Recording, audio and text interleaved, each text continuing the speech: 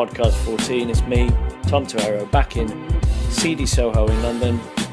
A little bit tired because I've just finished a day out with a guy doing some digging coaching. And even though it said it was going to be rainy, it was pretty nice actually. The sun was peeping through and it felt a bit spring-like.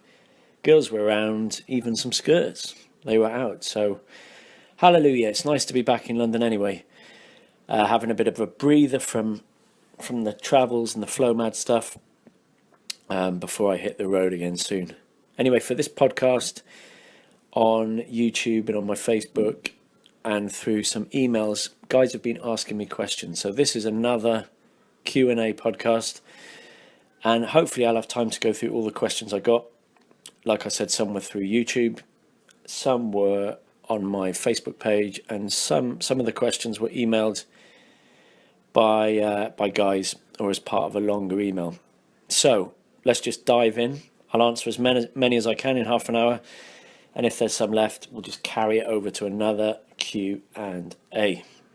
All right, the first question's a really good one by a guy called Charles. He lives in Plymouth in the UK, and he emailed me about lots of other things, but the standout question that he wanted me to answer on this podcast was this. He says, guys talk a lot about natural game, quote unquote, and just being yourself. I'm confused between spending time learning game, day and night, or just trying to be a confident, cool guy. Now that is a very, very good question. It's such a big, important topic, especially at the moment in the world of pickup, and it's a hotly debated subject because you've got guys that reject old school pickup. They even reject pickup and using the word game or seduction. And yeah, they talk about natural game, being yourself, being well-rounded, being holistic. They say that they're not trying to pick up girls, blah, blah, blah, blah. I think you can already tell from the tone of my voice where this is going, but it's not to say that one or the other is right. As like a lot of things in life, the answer lies in the middle, okay? Because openly, I would say I am a pickup artist. I have a skill set in pickup artistry in that I've looked into ways and means of attracting and seducing women that work and that are repeatable and that I can now pass on to other people. So there is a skill set. It's not just a numbers game.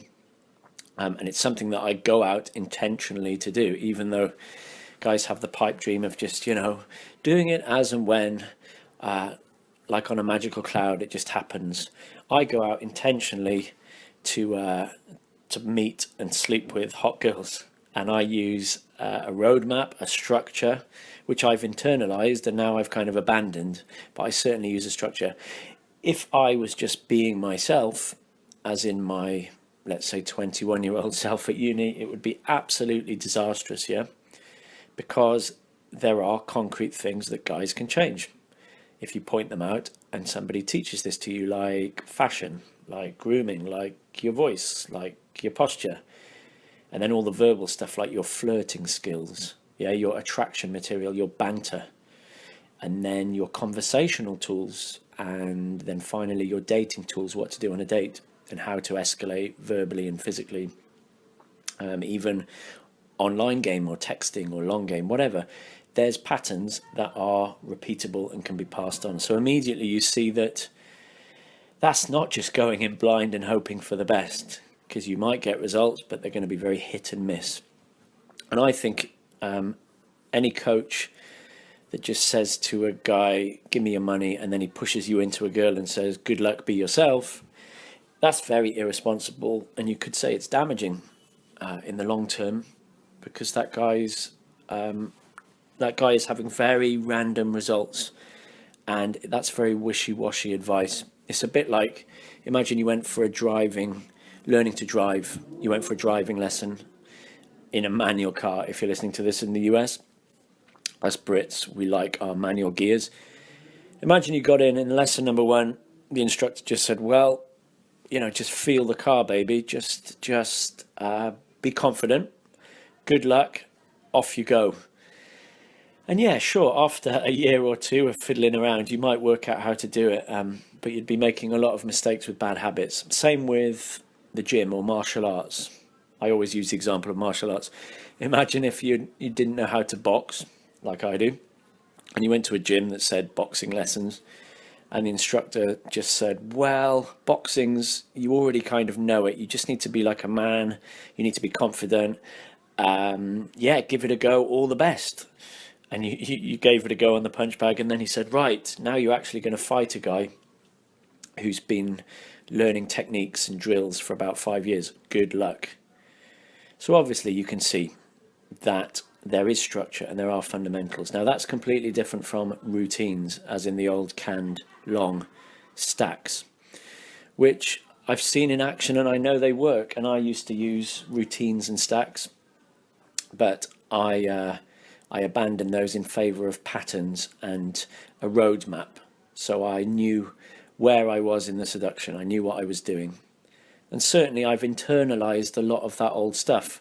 So in the beginning, you're kind of, what do they always say? In the beginning, you're unconsciously incompetent. That means like when I was 18 and just clueless with girls, but I didn't know I was clueless because I was just completely in the dark. Then you're consciously incompetent in that you suddenly think, I want girls, but I can't do it. Then through learning bits and bobs, from fashion to flirting to conversation, you become consciously competent. That means, you know what you're doing, but it's quite logical, but you can do it. And then the nirvana state, the flow state, is the unconscious competence, like an athlete or a musician or a good day gamer or a good night gamer, where everything's internalized, and then you feel free. And then you feel like you can be yourself. And then you can be quote unquote natural. Or as my friend Rob says, you can be supernatural, because you can outperform guys that are kind of natural because they've been doing it since they were 15. So yeah, learn social dynamics, Charles. Learn structures, learn fundamentals, but don't become a game nerd. You don't have to learn scripts and weird NLP and stacks and all that. But don't fall, I would say, for the marketing gimmicks of people passing off natural game or giving it any other kind of label, because they're often doing that just to differentiate themselves from calling themselves pickup artists or calling it game, just so that will attract clients. Yeah, and especially after recent media events surrounding certain pickup artists, companies are like, right, we don't want to call ourselves PUAs or game, we want to be all natural and woolly and friendly. But you can't be half a gangster. Yeah, you got to own what you do. And I say, I'm attracted to girls, I meet girls, I pick up girls, and I'm not ashamed of it. All right. So there you go. That was a long-winded answer to Charles's question, but it's a really, really good question. Cheers, mate. Okay. Hopefully the next one's a bit quicker. This is from a guy calling himself Malmare1. And he says, I've been actively day gaming for the last 6 months, going out almost every week. He's done around 500 to 600 approaches.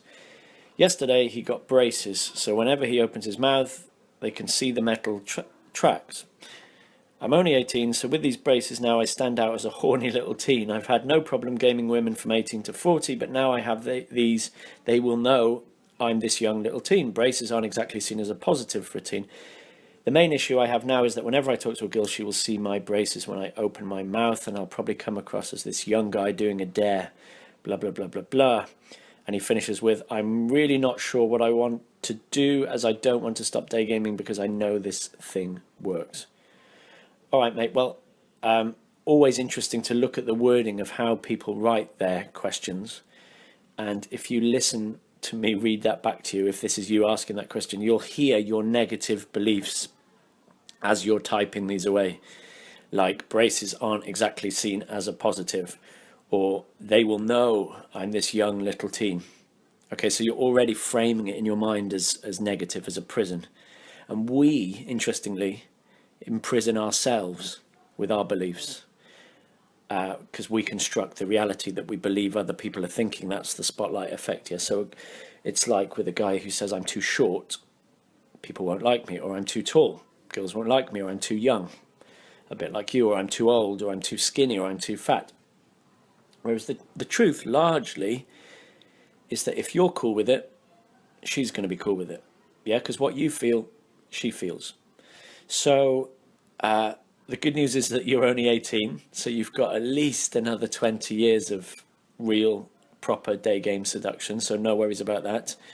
Get your teeth sorted, because that will help in the long run with your sexual market value. I wish I had done that. It would have saved me a lot of bother.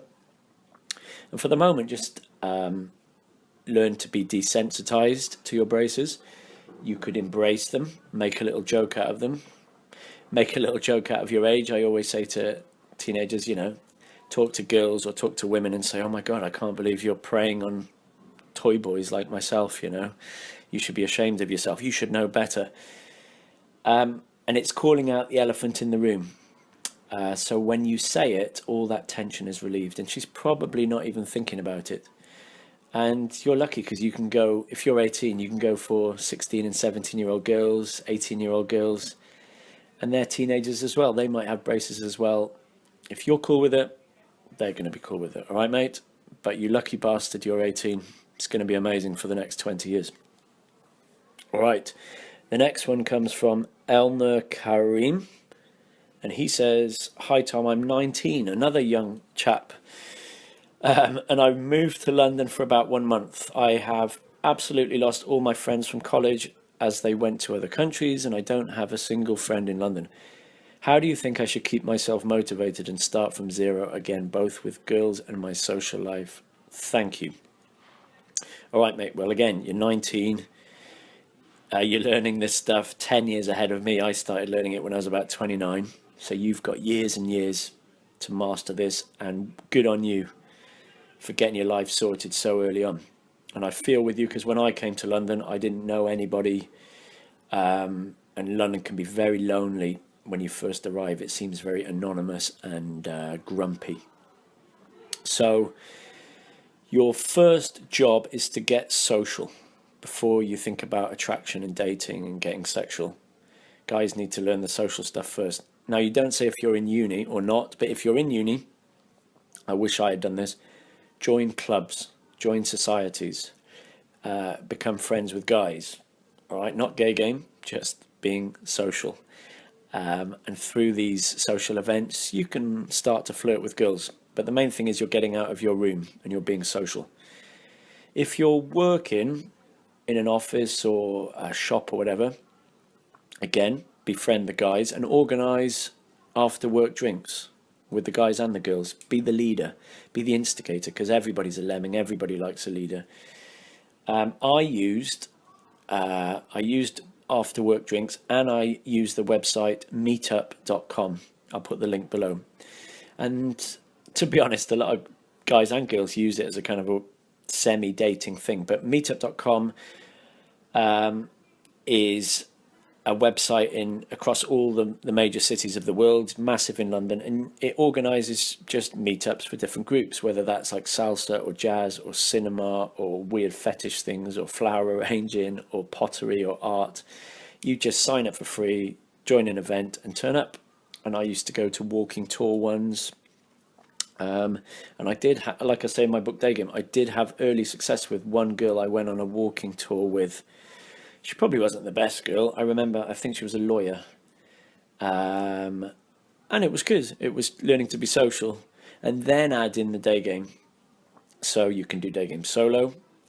You can meet wings just by walking up and down Oxford Street on a Saturday, or going to Regent Street on a Saturday. You'll see lots of guys doing day game, and feel free, approach them and be nice and courteous and say, you'll buy them a coffee or a beer if you can try going out with them.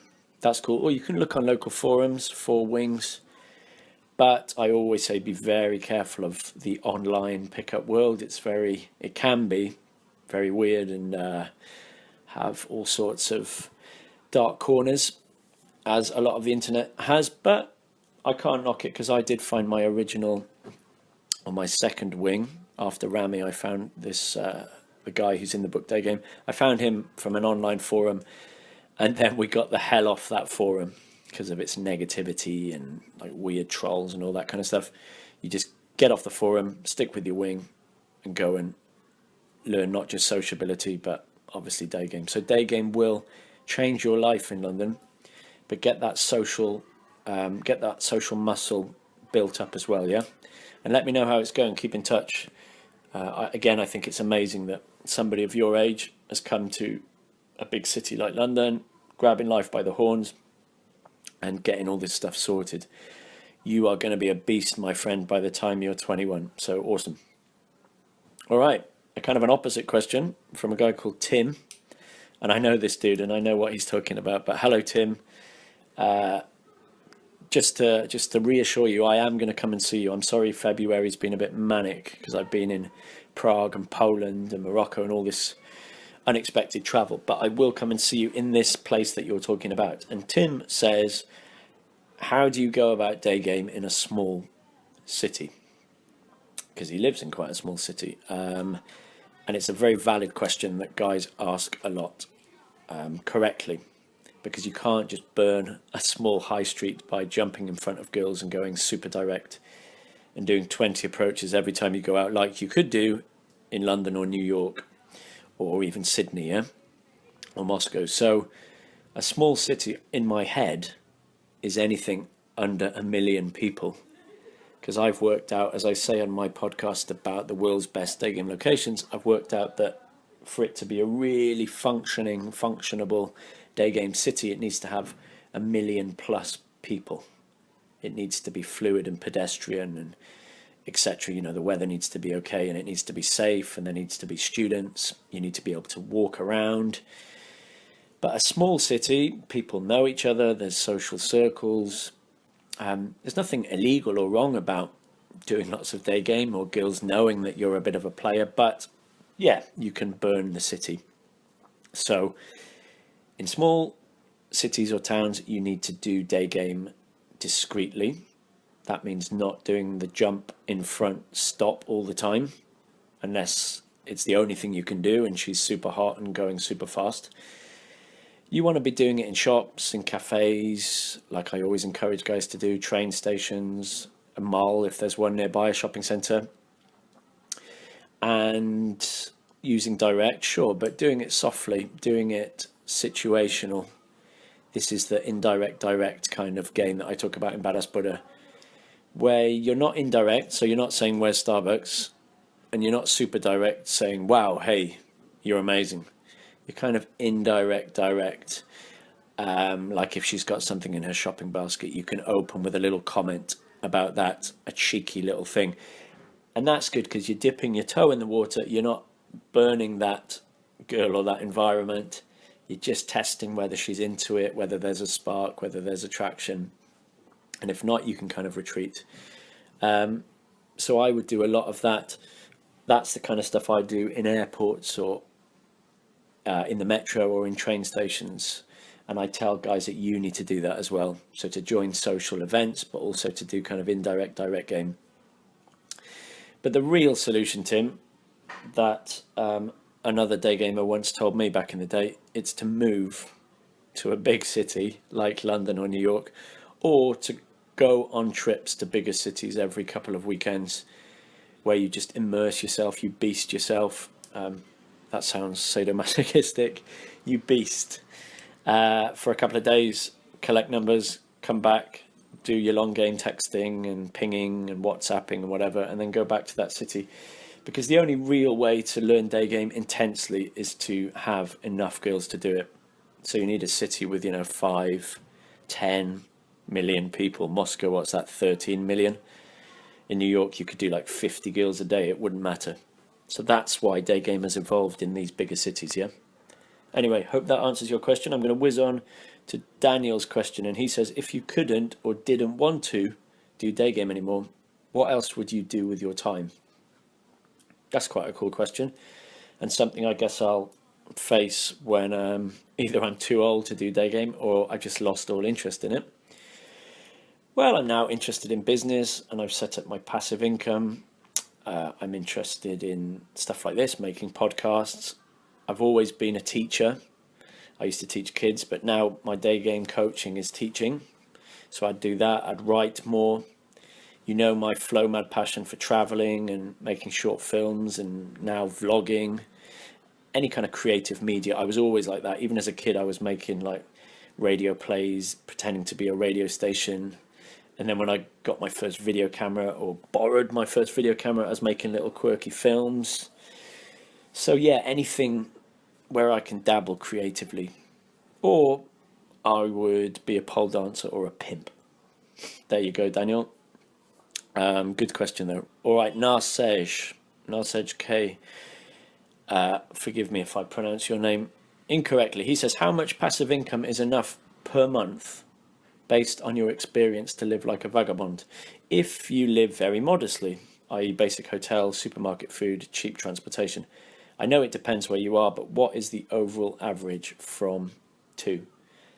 That's another good question, which I go through in a lot of depth in my new video product called Flowmad, because it's a classic digital nomad question. And you're right, it massively depends, Narsej, where you live. So that's Asia, nice and cheap, parts of Asia rather, Eastern Europe and parts of South America. Yeah, we're not going to be living cheap in London or New York or LA, yeah, or even Madrid or Paris. We're not going to be living cheaply. And you've said basic hotel, but I always recommend apartments. If you're going long term, a hotel is going to cost you a lot. Supermarket food, you're right, cook the food yourself. And cheap transportation, you're right, like budget airlines, budget trains and buses and walking. So you can just right now Google that information. So I use a website called numbeo.com. I've listed that below. And you can do a price comparison from your city to the city that you're thinking of. So let's say you're thinking of moving to Sofia in Bulgaria. You can do a price comparison between London and Sofia, and it will tell you everything from like the price of milk to a bus ticket to an apartment, whatever, internet costs. But off the top of my head, last year and the year before, when I was living completely nomadically in apartments and actually not cooking food, I was eating out, because in Eastern Europe it's so cheap to eat out. So last year, let's say in Bulgaria, I was spending about £30 a day on an apartment, which was a really nice city centre apartment. I could have got one cheaper. Let's say £20 eating out per day and little fiddly costs. So that's 50 quid a day. That means, if I can do my maths, about 1,500 a month, which means that's, I think, about £18,000 a year. And yeah, so that would be a good target for passive income, 18 to 20,000 pounds a year. You could do it a lot cheaper if you were in Asia or parts of South America or other Eastern European places. The longer you stay, the cheaper your apartment is. If you want to live really frugally, it's gonna save you money. So if you're not going to eat out, that's going to save you money. So you could probably do it for about 15 to 17 grand a year. But as you see, it's not what people think. You know, people are imagine that if you want the lifestyle that I'm kind of doing, you need 30, 40, 50 grand. But that £18,000 is a lot less than I would spend if I lived all the time in London, or when I used to have a place in London.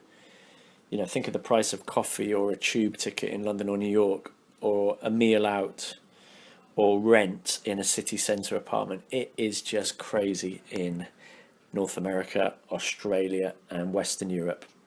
But use that website and figure out specifics, because that's a very broad question.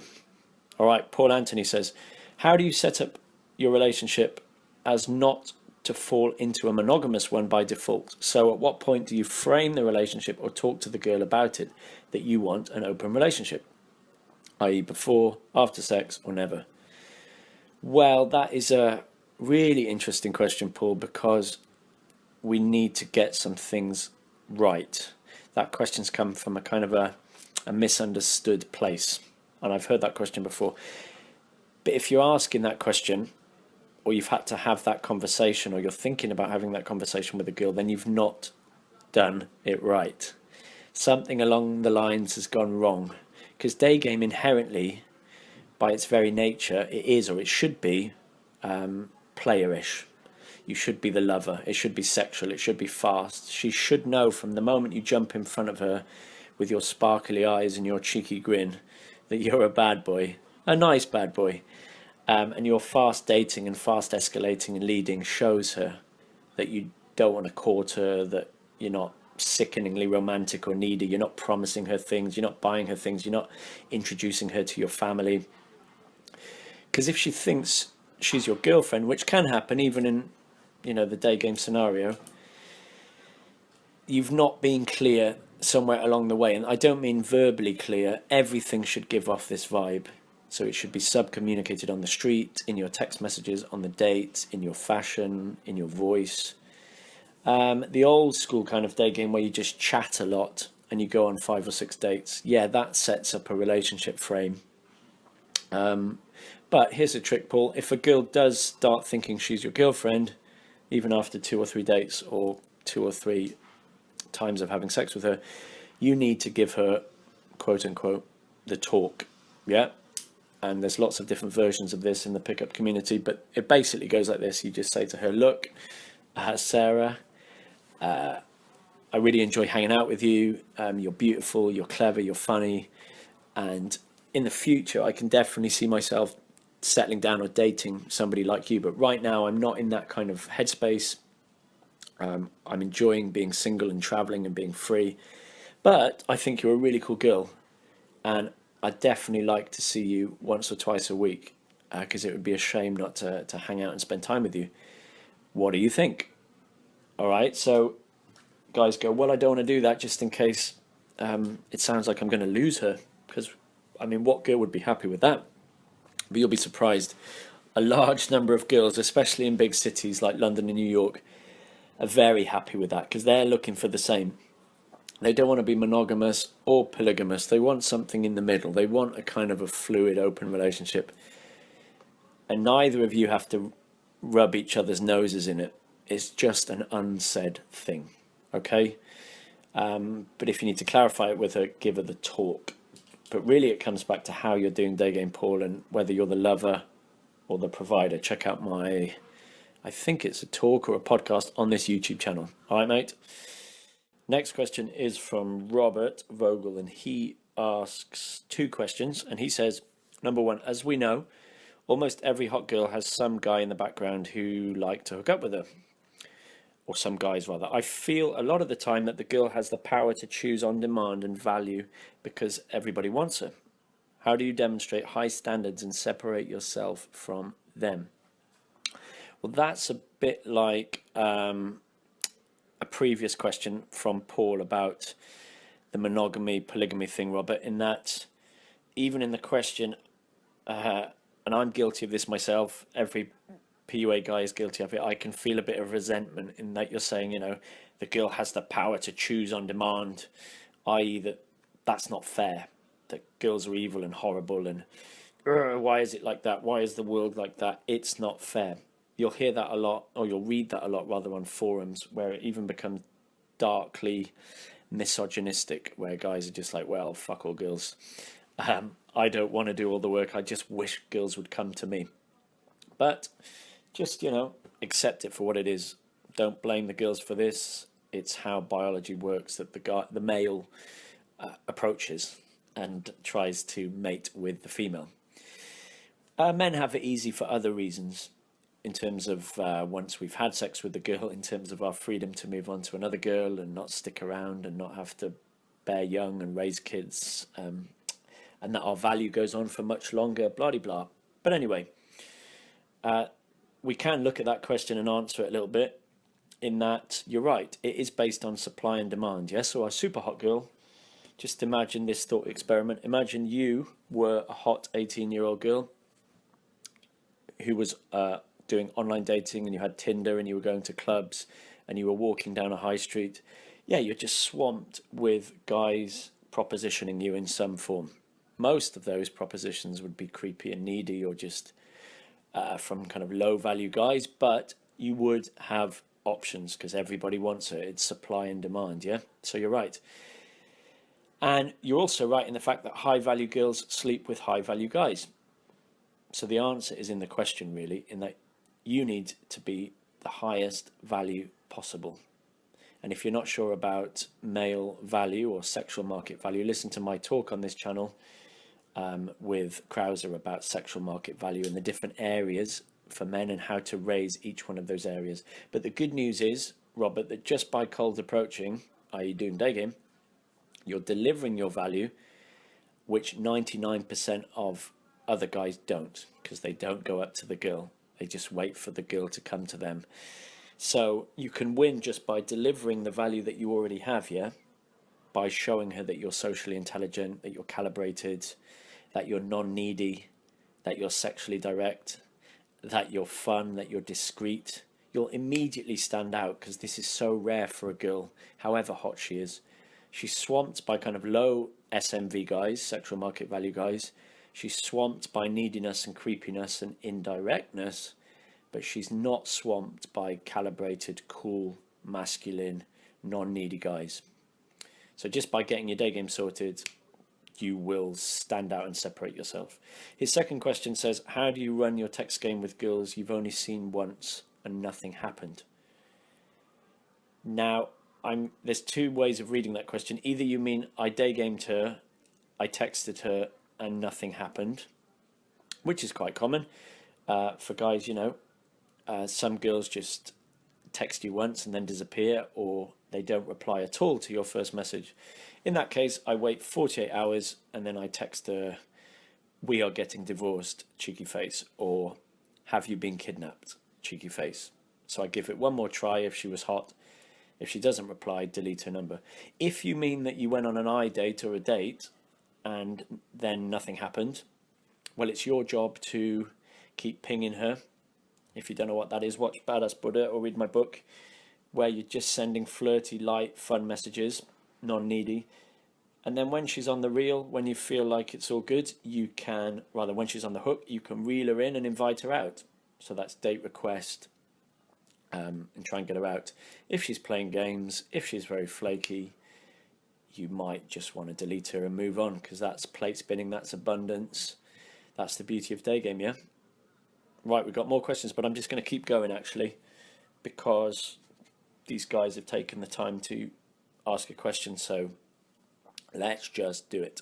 Derek says, I'm a very relaxed day gamer. I don't get too excited or smile a lot, or, you know, telling jokes. So is there a limit to how relaxed you can be without hurting results? That's a good question, Derek, because being relaxed, of course, is very good, because you're present, you're in the moment. It shows that you're a cool, calm guy, and that's very nice for the girl, because usually the guy's full of adrenaline and he's very nervous and he's talking quickly and fidgeting and his voice is going up and he's not listening to what she says. So you're very relaxed, and that's cool.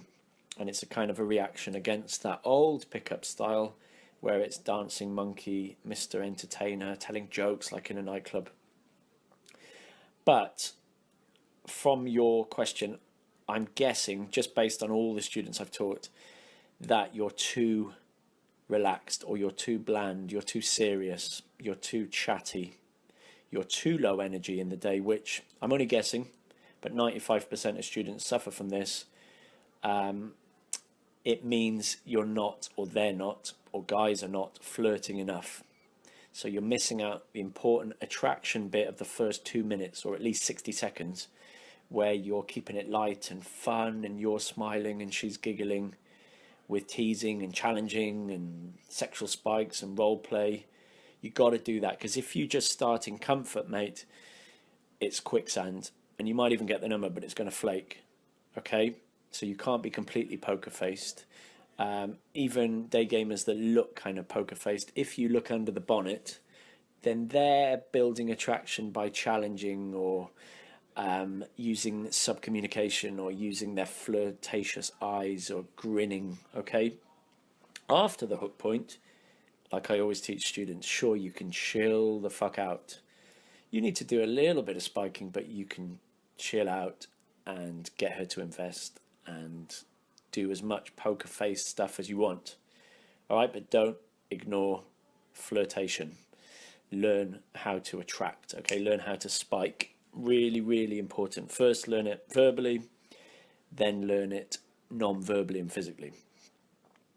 All right, Tom has another question. Good name, Tom. He says, back in the day when you started getting results from indirect approaches, how did you segue into showing your intent without coming across as creepy or too serious and logical, like you were confessing a hidden agenda? Should the intent just arise organically from the conversation, or does it have to be a moment where you push yourself to escalate? Very good question. And if you've read my first book, Day Game, you'll know that for 6 months I did indirect game in Trafalgar Square and the National Gallery, and it works. You're right.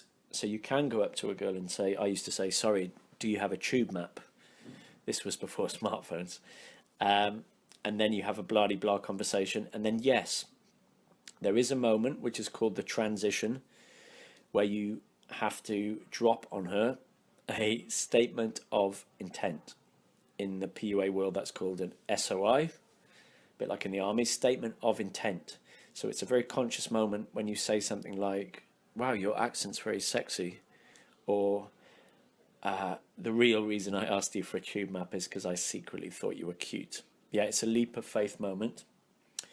And the only time I do indirect now is if I'm on an aeroplane or a bus or a really crowded space where I'm going to be with her for ages. But to be honest, Tom, my advice to everyone now is to learn direct first, because it just makes you more of a man. It makes you face those fears. And then just use indirect for these kind of situations where it would be too heavy to go direct. But yes, learn statements of intent. I talk about that more in Badass Buddha as well. Right, Callum says, what does Callum say? What are your views on Tinder? Well, surprise, surprise, I don't use it. I don't use online dating. I think it's probably a big waste of time, certainly in big Western cities, because you want to be the buyer, yeah, not the seller. You want to be the hammer, not the nail. You want to be the chooser rather than the chosen. And essentially in things like Tinder and online, where it's about supply and demand, the girl is the chooser. The girl can choose from lots of options. So I guess it's a massive numbers game. Not to say it doesn't work. Of course it works. And guys are getting laid from it. Guys have mastered the technique of it, and they've mastered the art of online game. But you need high volume. I think you need to be doing it a lot. You need to stand out from all the bland, boring ones. I'm not the best person to ask, but no, I can only talk about day game, I'm afraid, Callum. But good luck to you if you're doing it. I imagine abroad it might work, where you stand out. But let me know anyway. Right, we're going to finish with Alex. Alex the Master Bro, and he's a very loyal YouTube follower. So cheers, Alex, for the support over the years. And he's got 3 questions.